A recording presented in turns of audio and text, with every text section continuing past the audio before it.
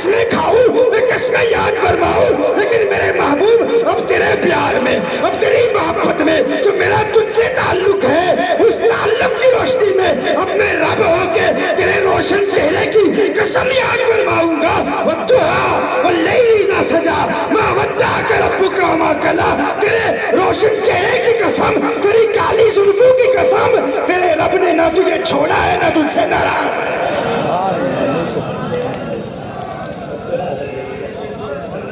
علیہ وسلم نے اس کے مالک سے کہا یہ بیچتا ہے؟ اس نے کہا بیچتا ہوں۔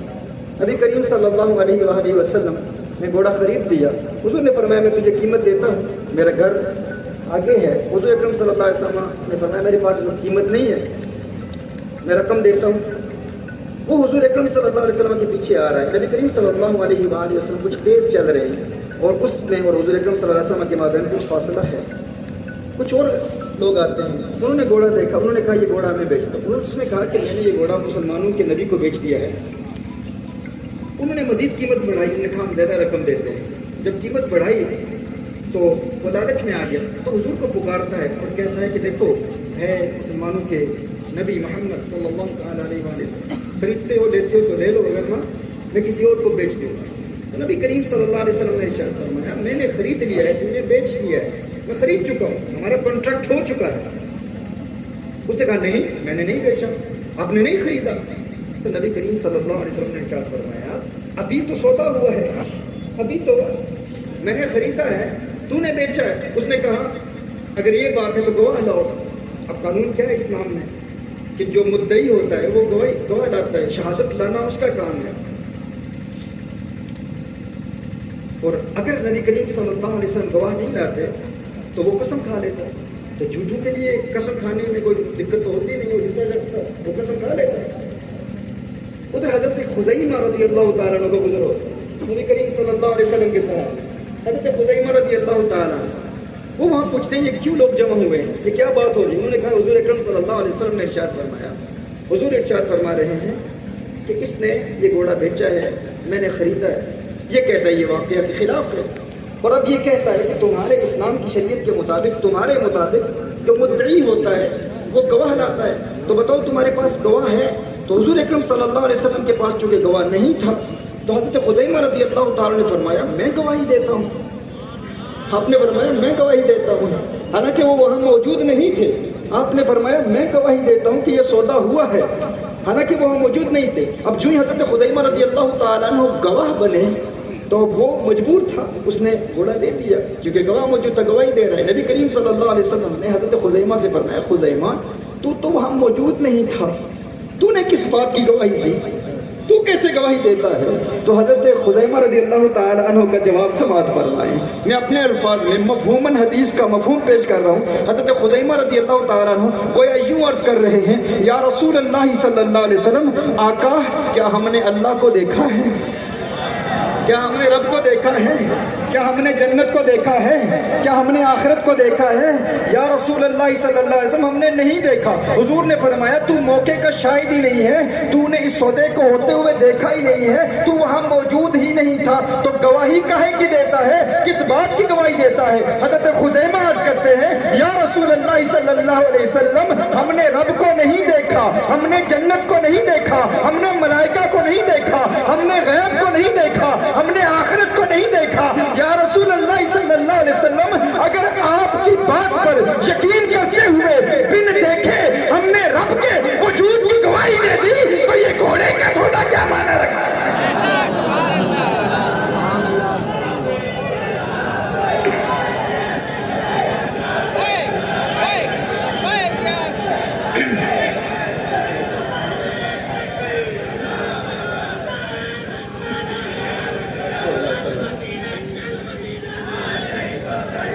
تو میں جو قانون بیان کر رہا ہوں نا،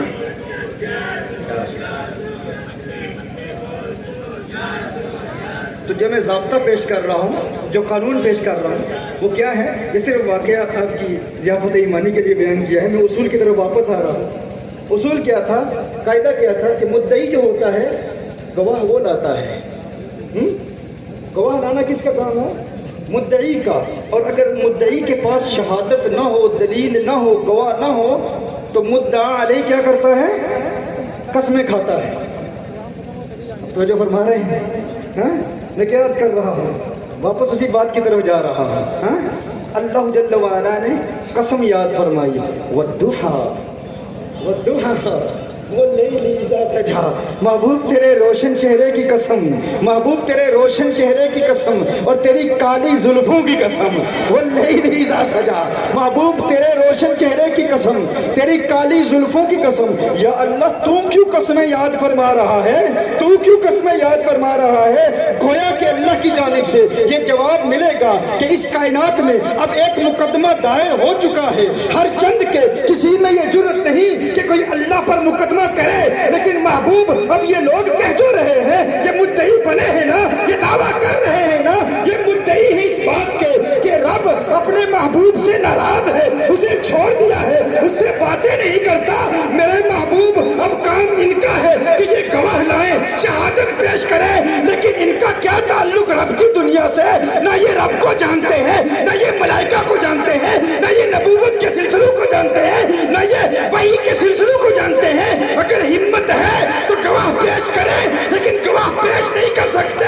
اب چونکہ یہ مدعی ہے گواہ مان نہیں سکتے. میں بنا مدعا نہیں, اب میرے لیے کوئی ضروری تو نہیں ہے, کوئی مجبور تو نہیں کر سکتا کہ میں قسمیں کھاؤں, میں قسمیں یاد فرماؤں. لیکن میرے محبوب اب تیرے پیار میں, اب تیری محبت میں جو میرا تجھ سے تعلق ہے, اس تعلق کی روشنی میں اب میں رب ہو کے تیرے روشن چہرے کی قسم یاد فرماؤں گا. والضحیٰ واللیل اذا سجا ما ودعک ربک وما قلی. تیرے روشن چہرے کی قسم, تیری کالی زلفوں کی قسم, تیرے رب نے نہ تجھے چھوڑا ہے نہ تجھ سے ناراض ہے.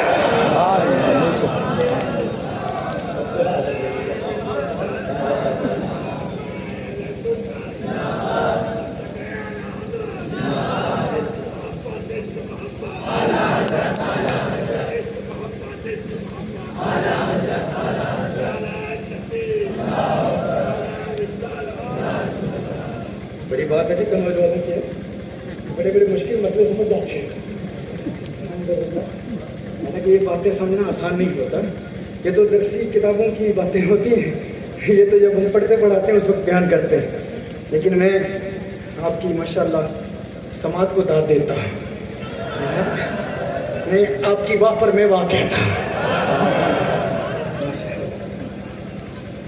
تو میں کیا عرض کر رہا تھا کہ جب بھی نبی کریم صلی اللہ علیہ وسلم پریشان ہوئے, کوئی پریشانی لاحق ہوئی, تو اس وقت جو صورتیں نازل ہوئی, سورہ کوثر کیوں نازل ہوئی؟ کیونکہ کیا ہوا تھا؟ بیٹے کا وصال ہوا تھا. تو اللہ جل وعلا نے سورہ کوثر نازل کی اپنے حبیب کو خوش کرنے کے لیے. اس سورہ کوثر کے حوالے سے کل میں نے بہت تفصیل سے کلام کیا تھا, انا اعطیناک الکوثر, کہ اس میں سعید بن جبیر نے کیا کہا, امام مجاہد نے کیا کہا. کچھ لوگوں نے سمجھا کوثر کا مطلب فقط حوض کوثر ہے, تو حضرت سعید بن جبیر نے کہا النہر الذی فی الجنہ من الخیر الذی اعطاہ ایاہ, وہ جو جنت کی نہر ہے نا, اس خیر کا ایک حصہ ہے جو اللہ جل وعلا نے حضور کو عطا فرمایا. الکوثر کا ایک حصہ ہے. پھر میں نے کلام کیا تھا کہ الکوثر ہے کیا, فعول کے وزن پر مبالغہ کا صیغہ ہے. ایک کلیل ہوتا ہے, کلیل کی ضد میں کثیر ہوتا ہے. پھر میں نے آپ کو بتایا کہ علماء بلاغت کے نزدیک وہ یا سے قوی ہوتا ہے, جہاں واو ہو اس میں زیادہ کثرت پائی جائے گی, جہاں یا ہو اس میں کم کثرت پائی جائے گی. کثرت کثیر میں بھی ہے, کثرت کوثر میں بھی ہے, لیکن کوثر کی کثرت کثیر کی کثرت سے زیادہ ہے. یاد ہے نا یہ جو وہاں موجود تھے انہیں پتہ ہوگا. پھر قلیل کی ضد کثیر ہے, کثیر کی ضد کثیر کے آگے مقام اکثر کا ہے. پھر ایک فعال کے وزن پر کثار مبالغہ کا صیغہ آتا ہے. پھر اس کے بعد کوثر ہوتا ہے, کوثر کے بعد الکوثر ہوتا ہے. تو جو حضور کی شانوں کو اپنے انگلیوں پر شمار کرنے کی کوشش کرتے ہیں, ہم جانتے ہیں اتنا دیا, اتنا نہیں دیا, اتنا علم عطا فرمایا, اتنا علم عطا نہیں فرمایا, کچھ علم غیب عطا فرمایا ہوگا. پھر بھی علم کی نسبت اور اضافت کو نہیں مانتے, کہتے ہیں کچھ علم عطا فرمایا ہوگا, لیکن مستقبل کا کچھ علم دیا ہے, لیکن کل علم عطا نہیں فرمایا. بعض علوم عطا فرمائے ہیں, بعض عطا نہیں فرمائے. علوم خمسہ عطا نہیں فرمائے، ماں کے پیٹ میں کیا ہے، کل بارش ہوگی یا نہیں ہوگی، حضور کو علم عطا نہیں فرمایا، قیامت کے دن عطا نہیں فرمایا، انگلیوں پر گننا چاہتا ہے اتنا دیا اتنا نہیں دیا۔ تو میں نے کہا حضور کو تو اللہ نے الکوثر عطا فرمایا ہے نا، الکوثر کا مقام تو بہت بلند و بالا عرفہ والا ہے، تم اپنی انگلیوں پر حضور کے مقامات کو پرکھنے ٹٹولنے اور تولنے اور شمار کرنے کی کوشش کرتے ہو، کیا تم شمار کر سکتے ہو؟ الکوثر تو بہت بلند ہے، کیا تم اللہ کے قلیل کو شمار کر سکتے ہو؟ اللہ کے قلیل کو شمار کر سکتے ہو؟ اللہ نے ارشاد فرمایا قل متاع الدنیا قلیل، محبوب فرما دیجیے ساری دنیا میں جو کچھ ہے اللہ کے نزدیک قلیل ہے، قلیل ہے۔ میں نے کہا پوری دنیا تو بہت بڑی ہے نا، تم فقط شہر کنوج کی اشیاء کو انگلیوں پر شمار کر سکتے ہو۔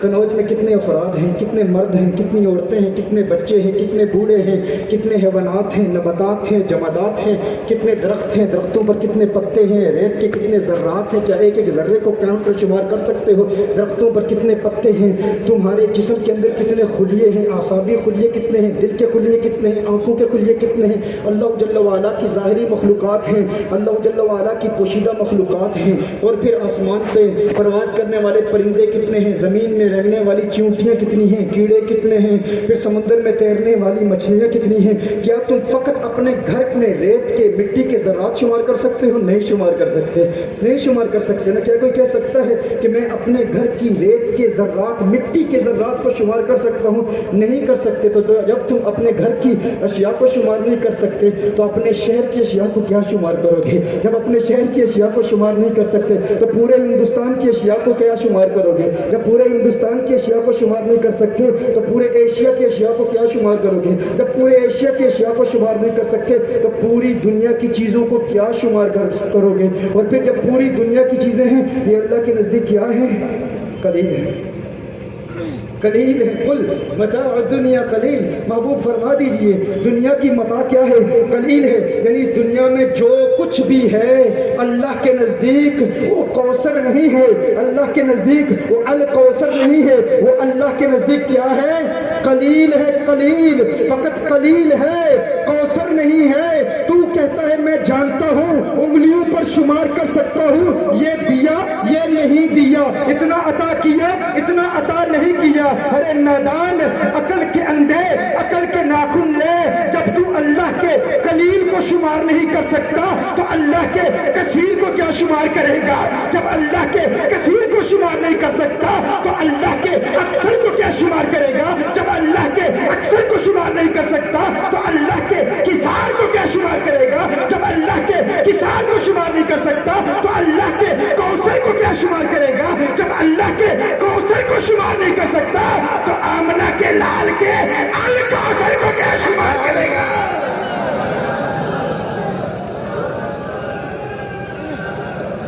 ماشاءاللہ۔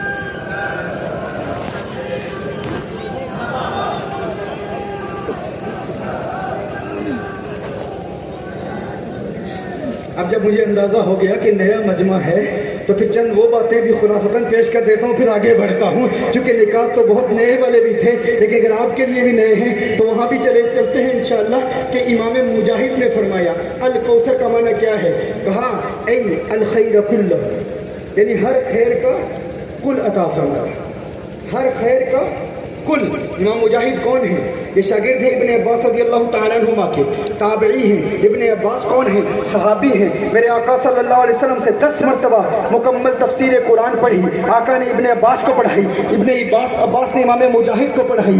امام مجاہد شاگرد ہیں حضرت ابن عباس کے، حضرت ابن عباس شاگرد ہیں میرے آقا صلی اللہ علیہ وسلم کو، کہ آقا نے جو تفسیر ابن عباس کو پڑھائی وہی تفسیر ابن عباس نے امام مجاہد کو پڑھائی۔ اور ابن تیمیہ جیسا شخص کہتا ہے اگر تمہیں حضور اکرم صلی اللہ علیہ وسلم کی احادیث، اگر تمہیں قرآن کریم کی کسی آیت کے حوالے سے اگر امام مجاہد کا قول مل جائے فحسبک، تمہارے لیے وہ کافی ہے۔ یہ امام مجاہد بڑے عظیم تابعی یہ کیا کہتے ہیں؟ انا اعطینا کالکوثر ای الخیر کلہ، ہم نے آپ کو الکوثر عطا فرمایا۔ کوثر کا معنی کیا ہے؟